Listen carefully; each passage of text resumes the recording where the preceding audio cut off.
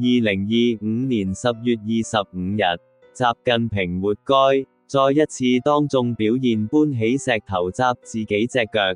習近平違反咗第一次美中貿易協議，反口並沒有購買足夠美國大豆，於是 Donald Trump 對中共徵收高關稅，習近平卻反制美國全面停止購買美國大豆，最後卻反被巴西起咗尾注。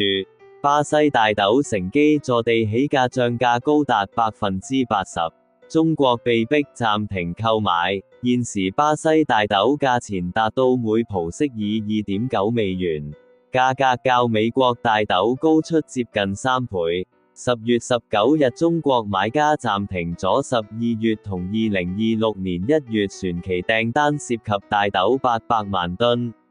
之前9個月自巴西進口7270萬噸，約佔巴西每個月對中國出口70%。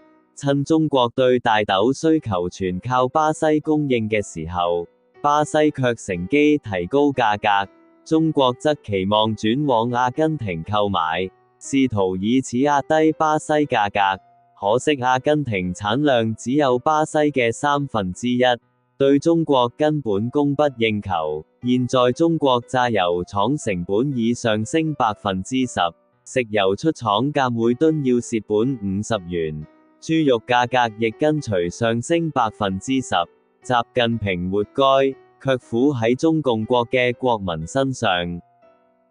今次分享到呢度，我係易經人，多謝大家。